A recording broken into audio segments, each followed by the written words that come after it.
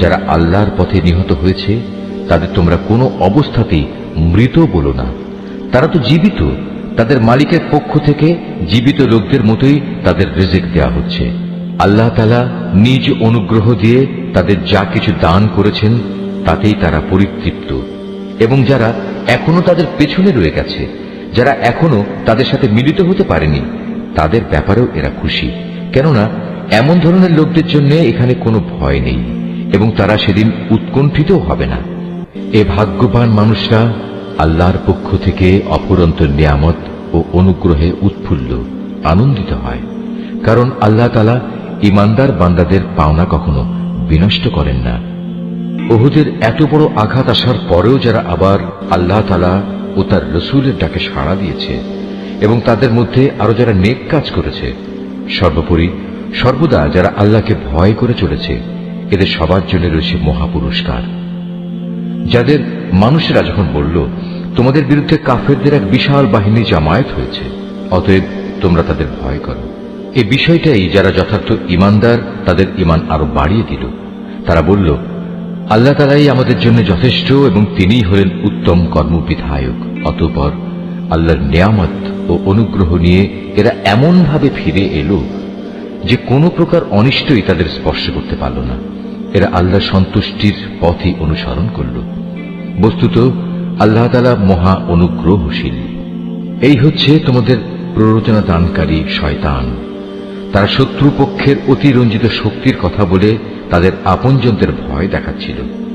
তোমরা কোনো অবস্থায় তাদের এ হুমকিকে ভয় করবে না, বরং আমাকেই ভয় করো যদি তোমরা সত্যিকার অর্থে ঈমানদার হও। হে নবী, যারা দ্রুত গতিতে কুফরির পথে এগিয়ে যাচ্ছে তাদের কর্মকাণ্ড যেন তোমাকে চিন্তান্বিত না করে। তারা কখনো আল্লাহর বিন্দুমাত্র কোনো ক্ষতি সাধন করতে পারবে না। মূলত আল্লাহ তাআলা এদের জন্য পরকালে পুরস্কারের কোনো অংশই রাখতে চান না। তাদের জন্য অবশ্যই কঠিন আযাব রয়েছে। যারা ঈমানের বদলে কুফরি খরিদ করে নিয়েছে তারা আল্লাহর কোনোই ক্ষতি করতে পারবে না। এদের জন্য মর্মান্তিক শাস্তির বিধান রয়েছে। কাফেররা যেন এটা কখনো মনে করে না যে আমি যে তাদের ঢিল দিয়ে রেখেছি এটা তাদের জন্য কল্যাণকর হবে। আসলে আমি তো তাদের অবকাশ দিচ্ছি যেন তারা তাদের গুনার বোঝা আরো বাড়িয়ে নিতে পারে। আর তোমাদের মধ্যে তাদের জন্য প্রস্তুত রয়েছে লাঞ্ছনাদায়ক আযাব। আল্লাহ তাআলা কখনো তার ঈমানদার বান্দাদের তোমরা বর্তমানে যে ভালো মন্দে মিশানো অবস্থার উপর আছো এর উপর ছেড়ে দিতে চান না, যতক্ষণ না তিনি সৎ লোকদের অসৎ লোকদের থেকে আলাদা করে দেবেন। একইভাবে এটা আল্লাহ তাআলার কাজ নয় যে তিনি তোমাদের অদৃশ্য জগতের খোঁজ খবরের উপর কিছু অবহিত করবেন। তবে আল্লাহ তাআলা তার রসুলদের মাঝ থেকে যাকে চান তাকে বিশেষ কোনো কাজের জন্য বাছাই করে নেন। অতঃপর তোমরা আল্লাহ তাআলা ও তার রসুলদের উপর বিশ্বাস স্থাপন করো। তোমরা যদি আল্লাহর উপর যথাযথভাবে ঈমান আনো এবং নিজেরা সাবধান হয়ে চলতে পারো তাহলে তোমাদের জন্য মহা পুরস্কার রয়েছে। আল্লাহ তাআলা নিজের অনুগ্রহ দিয়ে তাদের যে প্রাচুর্য দিয়েছেন, যারা তা আল্লাহর পথে ব্যয় করতে কার্পণ্য করে তারা যেন কখনো এটা মনে না করে এটা তাদের জন্য কোনো কল্যাণকর কিছু হবে না। আসলে এই কৃপণতা তাদের জন্য খুবই অকল্যাণকর। কার্পণ্য করে তারা যা জমা করেছে অচিরেই কিয়ামতের দিন তা দিয়ে তাদের গলায় বেড়ি পরিয়ে দেওয়া হবে। আসমান সমূহ ও জমিনের উত্তরাধিকার তো আল্লাহ তাআলার, আর তোমাদের প্রতিটি কার্যকলাপ সম্পর্কে আল্লাহ তাআলা বিশেষভাবে অবগত রয়েছেন। আল্লাহ তাআলা সেই ইহুদি লোকদের কথা ভালো করেই শুনেছেন যখন তারা বিদ্রুপ করে বলেছিল, হ্যাঁ আল্লাহ তাআলা অবশ্যই গরীব আর আমরা হচ্ছি ধনী। তারা যা কিছু বলে তা আমি তাদের হিসেবের খাতায় লিখে রাখব। আমি আরো লিখে রাখব অন্যায়ভাবে তাদের নবীদের হত্যা করার বিষয়টিও। সেদিন আমি তাদের বলবো, এবার এই জাহান্নামের স্বাদ উপভোগ করো। এ আযাব হচ্ছে তোমাদের নিজেদেরই হাতের কামাই যা তোমরা আগেই এখানে পাঠিয়েছ। আল্লাহ তাআলা কখনো তার নিজ বান্দাদের প্রতি অবিচারক নন। যারা বলে স্বয়ং আল্লাহ তাআলাই তো আমাদের আদেশ দিয়েছেন যেন আমরা কোনো রসুলের উপর ঈমান না আনি যতক্ষণ না সে আমাদের জন্য এমন একটা কোরবানি এনে হাজির করবে যা গায়েব থেকে এক আগুন এসে খেয়ে ফেলবে। হে মুহাম্মদ, তুমি তাদের বলো, হ্যাঁ আমার আগেও তোমাদের কাছে বহু নবী রসুল এসেছে, তারা সবাই উজ্জ্বল নিদর্শন নিয়েই এসেছিল।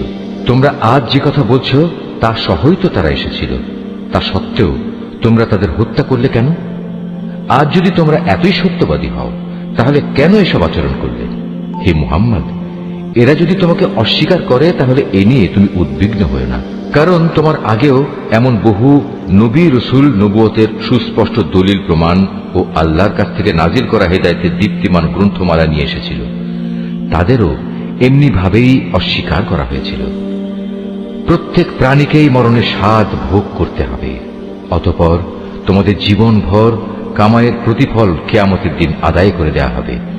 যাকে জাহান্নামের আগুন থেকে বাঁচিয়ে দেয়া হবে এবং জান্নাতে প্রবেশ করানো হবে, সেই হবে সফল ব্যক্তি। মনে রেখো, এই যে পার্থিব জীবন, তা বাহ্যিক ছলনার মাল সামানা ছাড়া আর কিছুই নয়। হে ঈমানদার ব্যক্তিরা, নিশ্চয়ই জানমালের ক্ষতি সাধনের মাধ্যমে তোমাদের পরীক্ষা নেওয়া হবে। এ পরীক্ষা দিতে গিয়ে তোমরা অবশ্যই তোমাদের পূর্ববর্তী সম্প্রদায়, যাদের কাছে আল্লাহর কিতাব নাজিল হয়েছিল এবং যারা আল্লাহর সাথে অন্যদের শরীক করেছে, তাদের উভয়ের কাছ থেকে অনেক কষ্টদায়ক কথাবার্তা শুনবে। এ অবস্থায় তোমরা যদি কঠোর ধৈর্য ধারণ করো এবং আল্লাহকে ভয় করে চলো, তাহলে তা হবে অত্যন্ত বড় ধরনের এক সাহসিকতার ব্যাপার। যখন আল্লাহ তাআলা এই কিতাবধারী ব্যক্তিদের কাছ থেকে প্রতিশ্রুতি গ্রহণ করেছিলেন, তিনি তাদের বলেছিলেন, তোমরা একে মানুষদের কাছে বর্ণনা করবে এবং একে তোমরা গোপন করবে না। কিন্তু তারা এ প্রতিশ্রুতি নিজেদের পেছনে ফেলে রাখল এবং অত্যন্ত অল্প মূল্যে তা বিক্রি করে দিল। বড়ই নিকৃষ্ট ছিল যেভাবে তারা সে বেচাকেনার কাজটি করল। এমন সব লোকদের ব্যাপারে তুমি কখনো ভেবো না, যারা নিজেরা যা করে তাতে আনন্দ প্রকাশ করে, আবার নিজেরা যা কখনো করেনি তার জন্য প্রশংসিত হতে ভালোবাসে। তুমি কখনো ভেবো না যে এরা বুঝি আল্লাহর আযাব থেকে অব্যাহতি পেয়ে গেছে। মূলত এদের জন্য আল্লাহর পক্ষ থেকে যন্ত্রণাদায়ক শাস্তির ব্যবস্থা নির্ধারণ করে রাখা হয়েছে। আসমান সমূহ ও জমিনের সার্বভৌমত্ব এককভাবে আল্লাহর জন্য।